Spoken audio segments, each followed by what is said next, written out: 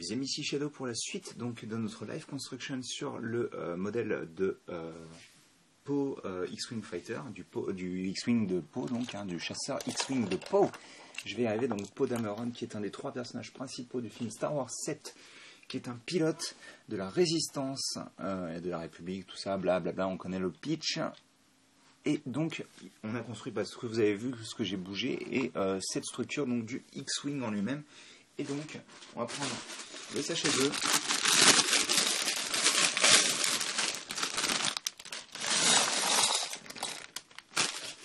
Et donc là, le truc nous dit, tu vas construire l'avant.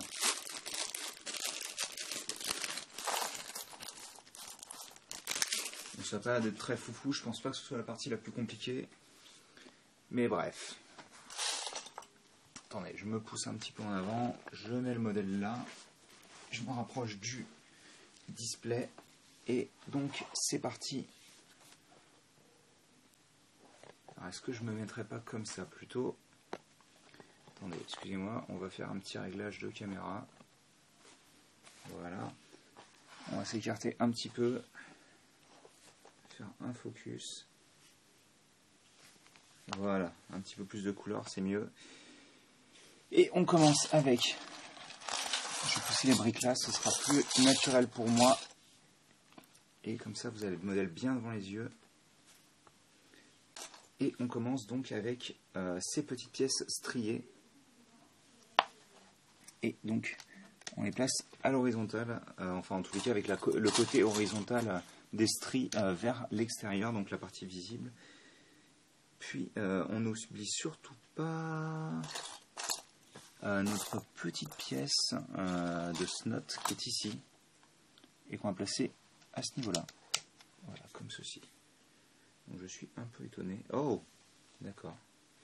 Alors ça veut dire que on va placer une petite grille là déjà. On va essayer de placer une petite grille là. Ce serait bien si... Bah alors tu veux pas? Attends, petite grille, petite grille. Donc, on prend ensuite aussi nos 1 par 4 qu'on place ici. Donc, du noir sur le noir, c'est génial. Hein, vous voyez très bien ce qui se passe. C'est parfait. Et on n'oublie pas aussi le siège. Parce que oui, je pensais que ce serait juste ça. Mais non, non, il a vraiment un siège. Et je crois que d'ailleurs, c'est le tout premier modèle, si mes souvenirs sont bons, c'est le tout premier modèle X-Wing à avoir un siège.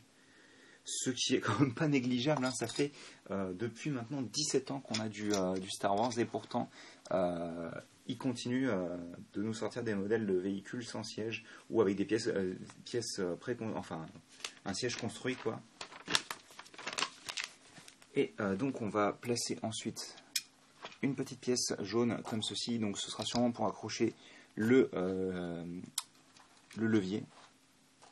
Et en effet c'est bien ce qu'on va faire. On va placer le levier ici, comme ça. Et ensuite, on n'oublie pas, juste devant, cette petite pièce orange. Oh, d'accord. Ça, c'est nouveau, ça. Enfin, c'est nouveau. C'est pas des nouvelles pièces, mais moi, en fait, si vous voulez, c'est pas le premier modèle de X-Wing que je construis. Hein. J'ai construit d'abord, à l'époque, le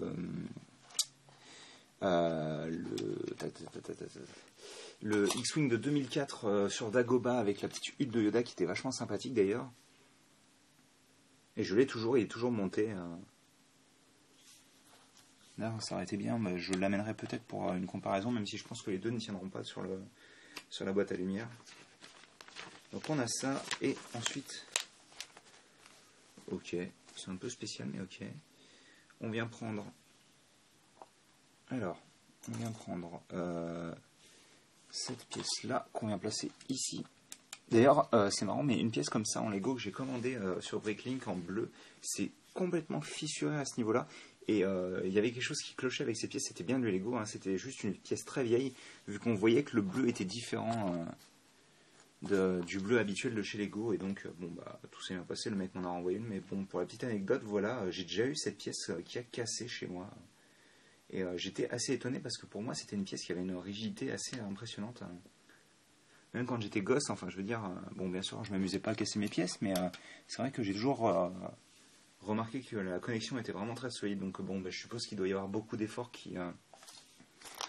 auxquels la pièce est soumise. Donc forcément, ça n'a pas dû aider. Mais voilà, c'était la petite anecdote croustillante, comme dirait... c'était Arial à l'époque qui disait ça. Ce qui d'ailleurs me rajeunit pas. Hein. Voilà. On place 2 barres de 5 de chaque côté de cet assemblage.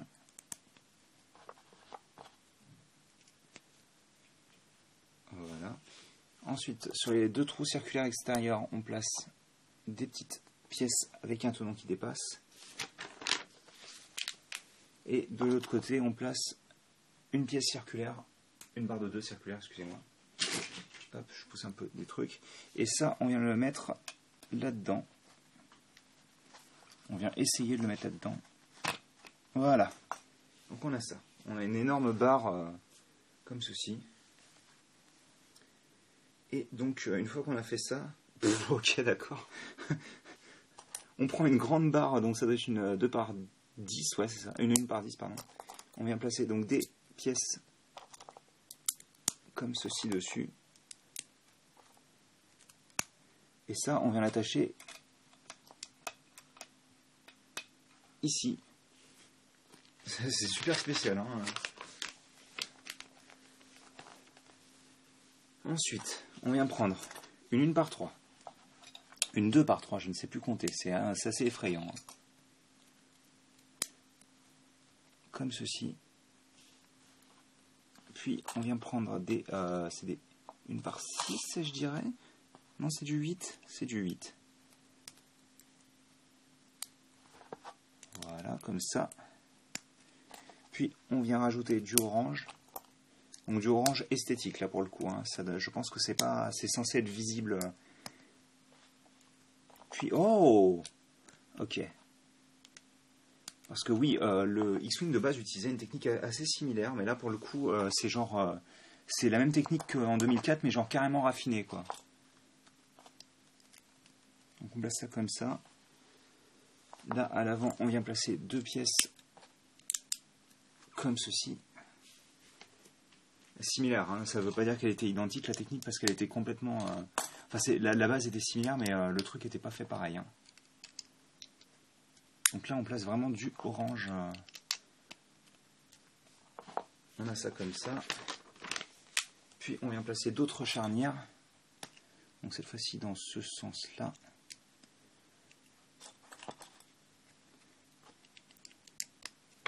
Voilà.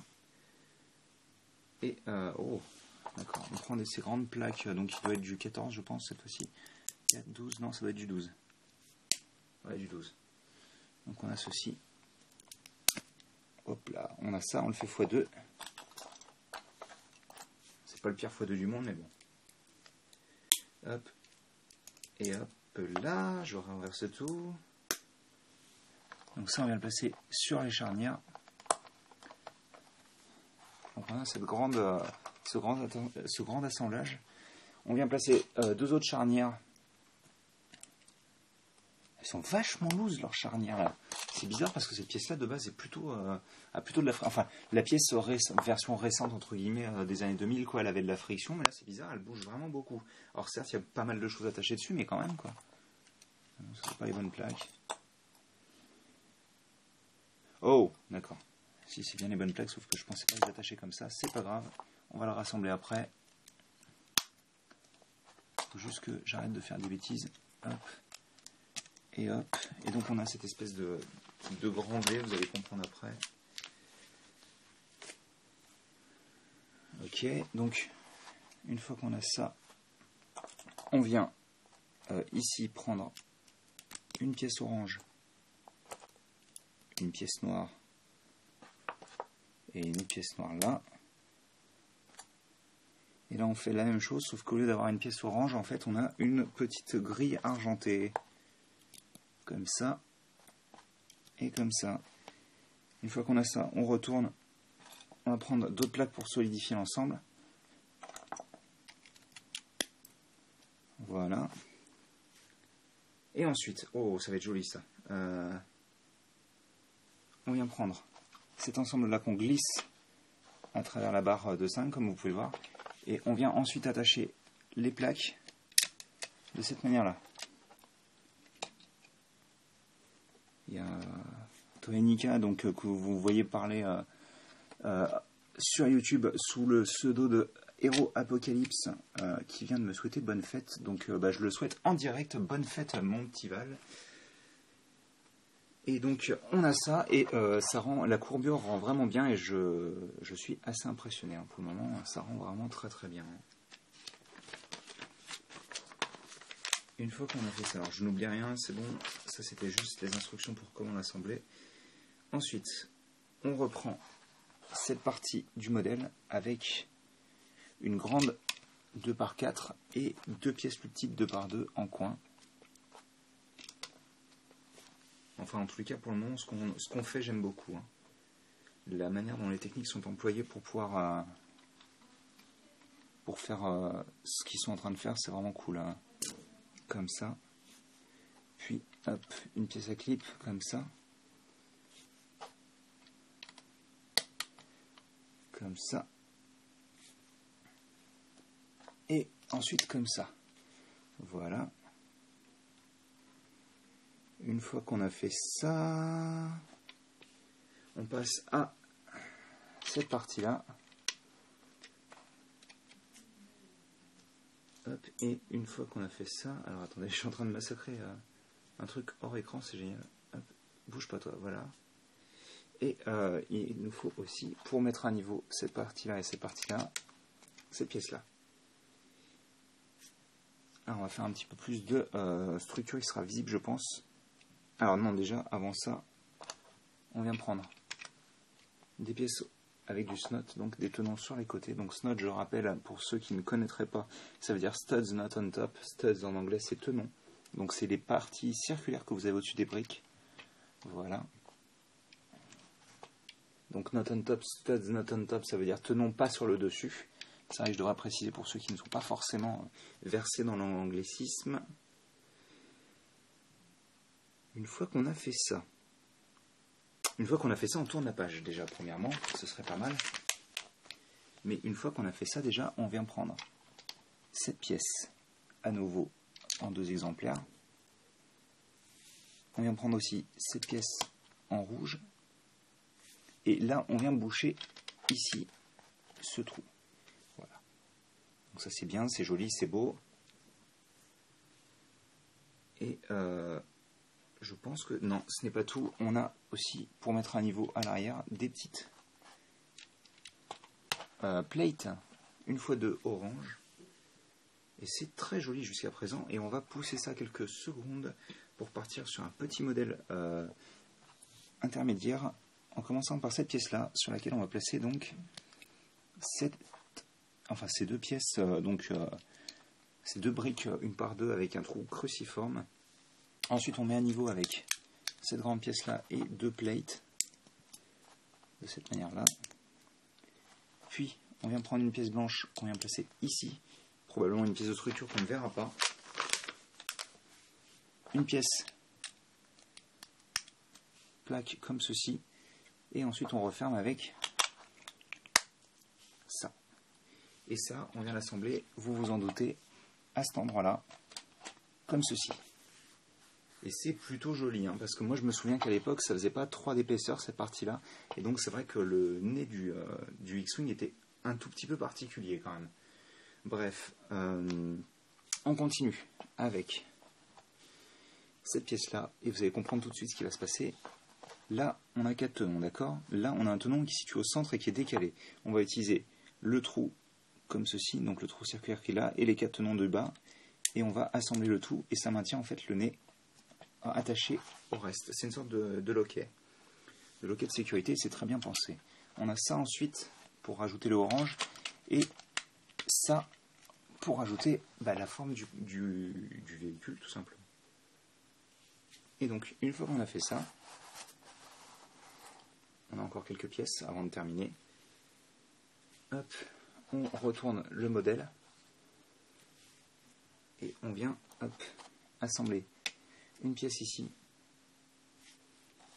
une autre pièce là, comme ça. Et donc là il y aura un sticker, mais je ne le colle pas tout de suite, hop, sur cette petite tile noire. Donc ce sera un petit écran. Et on n'oublie pas aussi la petite grille là pour mettre à niveau. Et donc on a terminé le sachet 2. Ouais, le sachet 3 a l'air d'être assez technique, donc on va couper ici. De toute manière, j'avais dit un sachet par vidéo, donc c'est parfait.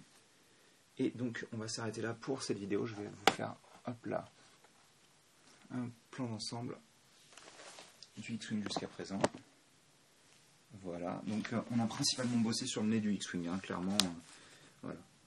Bah, écoutez, j'espère que vous avez apprécié cette petite vidéo, en effet, vu qu'elle n'aura duré 15 minutes, mais c'est très bien comme ça. Ça vous laisse l'occasion de les regarder une par une comme vous le souhaitez. Et nous on se retrouve tout de suite après pour la 3e partie. Allez, à plus.